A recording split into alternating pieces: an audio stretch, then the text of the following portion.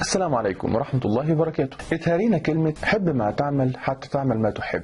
الكلمة دي كل علماء التنمية البشرية والطاقة النفسية اكتشفوا انها غلط، وان المفروض ان احنا نعمل العكس، الا وهو ان احنا نعمل ما نحب حتى نحب ما نعمل. كلنا ممكن نكون اتخرجنا من كلية الصيدلة او لسه هنتخرج من كلية الصيدلة، ولكن خلال فترة الكلية اكتشفنا حاجتين.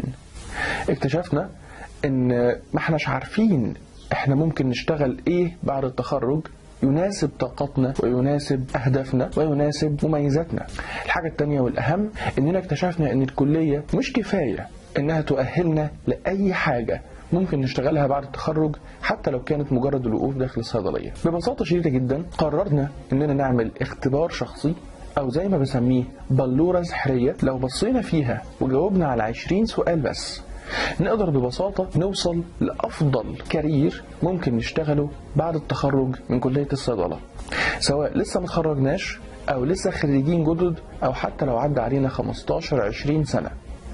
وده ببساطة لأني مش هسيبك بعد ما أقولك أنت ممكن تشتغل إيه من 13 كارير مشهورين ممكن الصيدلي يشتغلهم، مش هسيبك وأقولك خلاص مع ألف سلامة أنا كده عملت اللي عليا. لا، أنا هقولك مميزات وعيوب الكارير ده، وقد ايه هو ممكن يكون متوافق مع مميزاتك الشخصية.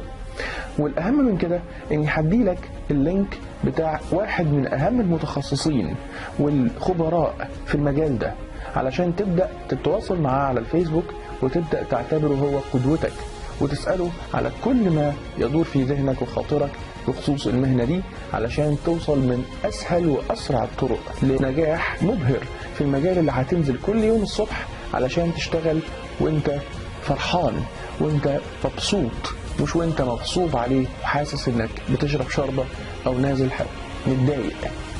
بكده اكون قدمت لكم ان شاء الله احد اهم الاصدارات اللي ممكن نكون فخورين جدا باننا بنقدمها النهارده.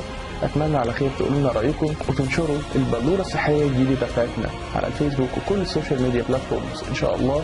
فخور جدا باني موجود معاكم النهارده، واتمنى تقولوا لنا رايكم. احبكم في الله جدا. السلام عليكم ورحمه الله وبركاته.